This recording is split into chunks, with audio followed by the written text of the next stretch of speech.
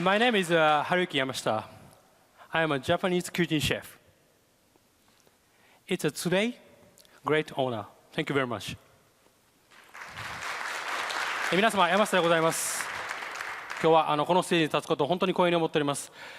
私は、料理人です。この格好を見たら。今日は何かお料理の実演でもしようと思ったんですが、それだと、ね、徹底 X の意味がない。実は私、シェフと呼ばれているんですが、和食の料理人なんですね。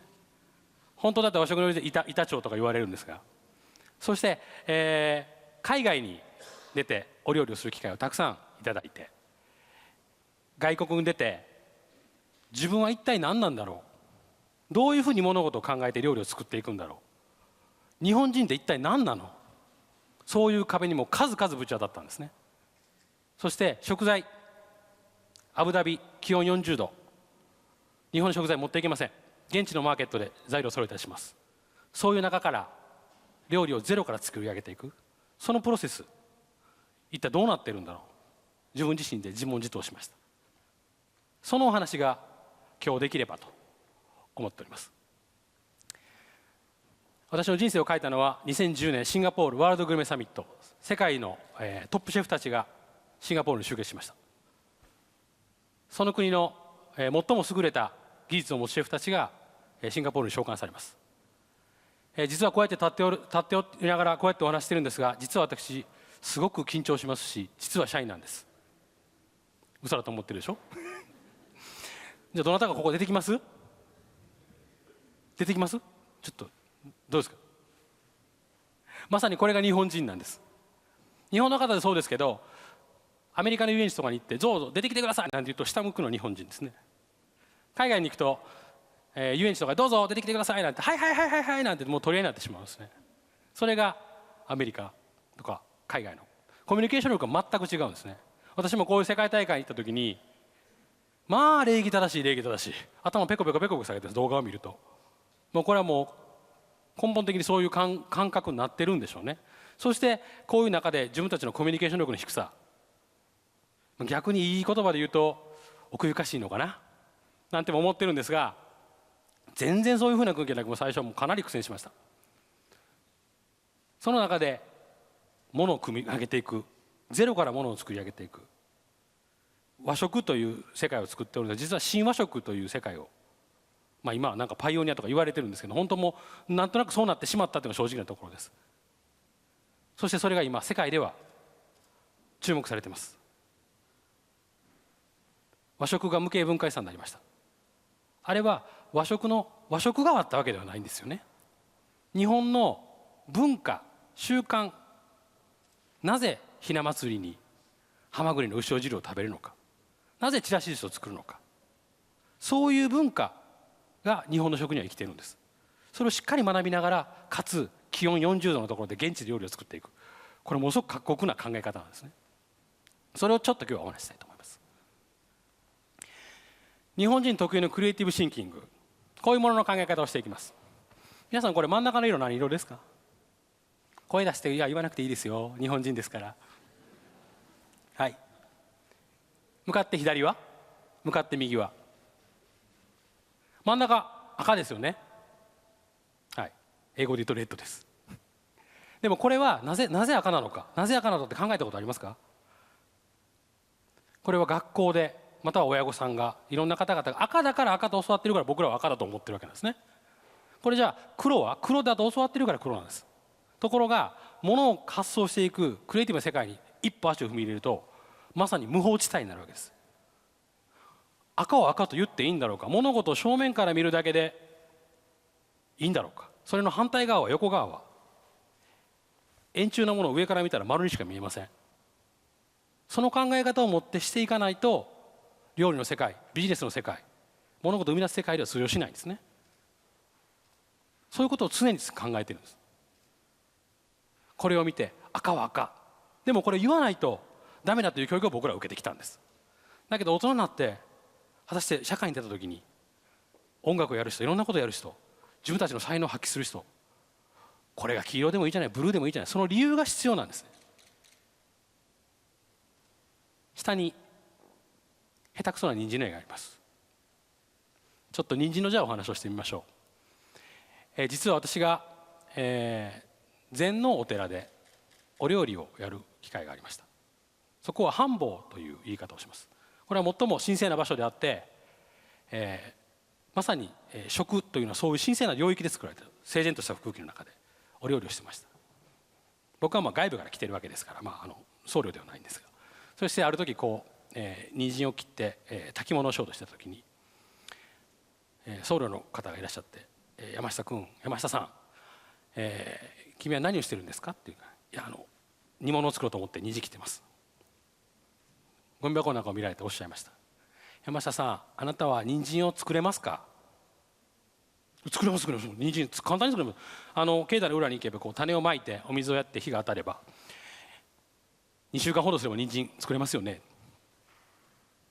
いえいえ、私の言ってることはそうじゃないんです。人参そのものを作れますか？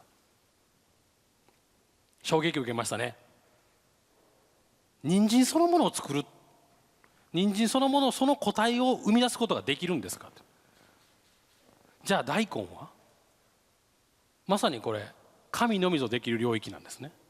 私たちその種をまけばできます。その種根を作ることができる。じゃあ和尚さんは何を言いたかった？この皮、この葉っぱ、お料理を無駄にしてはいけませんよと、そういう心を宿しなさい。まさに精神修行なんです。これが禅の教えなんですね。それで私の料理の感覚が一変して変わりました。そしていろんなものを海外行って自分が日本人であることをどんどん学んでいった時に、これだと思ったのが道徳大義、まさに武士道の道徳大義です。君に忠、親に自らを接することを厳しく、下位の者に人事を持って公正を尊び、敵には憐れみをかけ、私欲を忌み、不器よりを名誉をもって尊しとなす。昔の日本の武士はこれを心に持ってやっていました。今は時代が違います。ですがすごく当てはまると思うんですね。君に忠、殿様はいません。だけど今社会の中で会社っていうところがあるじゃないですか。そこの中で遅刻をしない、社会人として適正な格好で行く、会社のために尽くす。最近よくバックれたりしちゃうやつもいるわけですよ。親に親孝行してるって聞くと、はい旅行行きました。いやそういうことじゃなくて、精神的に親に安心を与えているのか、じゃあ親と同じような年代の人に感謝を持っているのか、目上の方に尊敬をしているのか、自らを厳しく接して律すること書いてます。これができればダイエットは簡単にできますけどね。どうしても自分たちがやりたいこと、自分に厳しくっていうのはすごく難しいです。私も強い人間ではございません。すごく弱い人間です。ついつい思うんですが、いつも自分に言って聞かせるのは、水は低い方へ流れる、低い方へ流れない水になりたい。下位の者に人事を持って、下の者に、下の者という言い方おかしいですけど、仲間であったりとか、僕は学校で料理を教えたりもしています。いろんな料理でいろんな仲間がそういうことあります。人に人間には上下はないですが、やはり温かみを持って出せるかどうか。残念ながらこの日本どうでしょう。出る杭は打たれる。いつか出る杭は引っ張ってくれる国になりたいなと思ってます。公正を尊び、正しいことが正しいと大きな声で言えないといけません。敵には憐れみをかけ、戦国時代、戦争時代、数々の名将の話は武勇伝として残ってますが、実は本心は皆さん戦争を最も嫌がってたらしいです。戦うことはダメだと、一番止めたい人が戦いの戦場を切ってたらしいですね。私欲を忌み、この意味という言い方は嫌いという意味じゃなくて、神に対して劣悪なことっていうぐらい自分の精神を抑えなさいということなんですね。そして風紀よりも名誉をもって尊しとなす。風紀ってお金、今で言うとお金に近い。お金よりも名誉を持ってそれを最も高くしなさい。これをもって弱い自分が海外に行って料理を作る。真が誠の目で物事を見る。今何が世の中に必要なのか、今このシーンで何が大事なのか、これを持って海外に行った時に、いやいや恥ずかしがり屋の日本人じゃないよ。日本人ってこういう文化があるからこそ、こういう精神があるからこそ、日が昇れば無意識に手を合わせることもあり、宗教は持ってませんよ。なぜかお正月になると新しい服を着たくなるともありますよね。そういう文化があるんです。これを再認識しないと、私たち日本人は世界のトップステージに立った時に少数民族となってしまう。日本人はもう少数民族ですからね今。ところが私たちはどうやってこれから世界に残っていくのか、どういうふうに物事を考えていくのか、デザインの世界、政治の世界、社会の世界、僕ら料理の世界、いろんな世界の中で自分たちが持つべき文化をもう一度見つめ直して輝いていかないとダメじゃないですか。そのために多くのことは学べないんですよ。僕自身もついつい現場に行くと、もう料理作ることも忙しいですし、時間も全然足りません。その中でいつもこの中の言葉をどこかで思い出します。最近の子はどうしてもいろんなスマホとかでどんどんコミュニケーション力も下がってくる。でもちょっと今踏み出せばすごく明るい世界も広がる。落ち込んでる子がいるんです。シェフいろいろこう落ち込んでる。いやいや君元気じゃないの、手も足も全部あるじゃないの、物事起こってるとこどこで起こってますか、ここの中なんです。ここの中どうすることできます？どうもできません。自分でしか直せません。その時に自分はどう生きたいか、どう物事を考えたいか、どう物事を見たいかって考えると視点がふっと変わるんですね。ピアノです。これがまさに東洋と西洋の文化の違いかも分かりません。西洋の方はピアノを習った時にステージの上でピアノを弾こうとしますね。日本の方、アジアはどうするか知ってますか？アジアは楽器を習った時にその家の中の平安を保つために楽器を奏でる。家の中の客人が来た時に楽器を奏でる。決して表で披露するものではないんですね。これぐらい日本人と海外の方の考え方は違うんです。ですが先ほど私の中で本当話して実は矛盾があるんですね。世間に出なければいけない。でも日本人である。行くのか下がるのか、行くのか下がるのか、そういうことを日々葛藤します。あれ消えちゃったかな。すいません。最後のスライドが出てくるんですが、実は私料理人ですから多くの食べ物に毎日囲まれてます。今回神戸でTEDxをやることになって思ったのが震災です。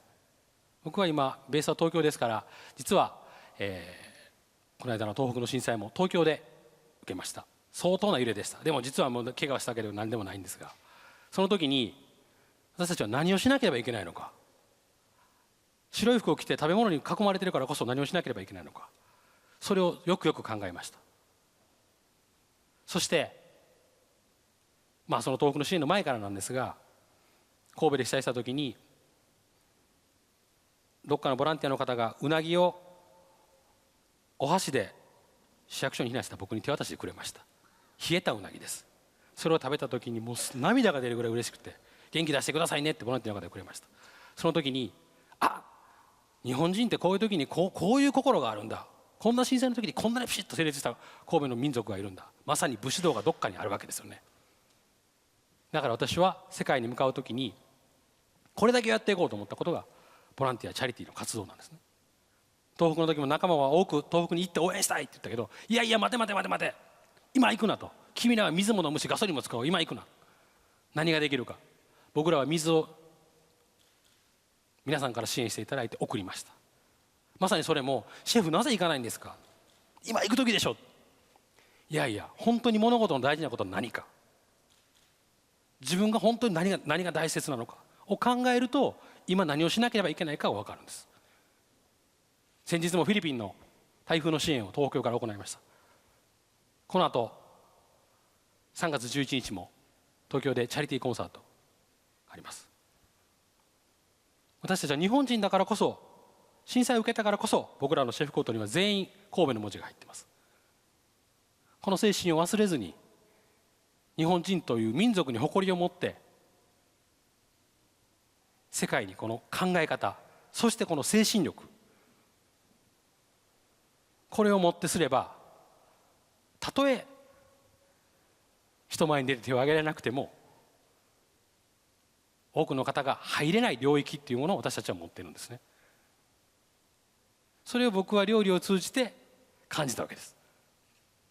なので今日私のお話の中でほんの一部でもいいです。皆さんのお仕事、学校、通常のライフスタイル、山下っていう料理人がステージの上で料理の話もせず全然違う話をしていた、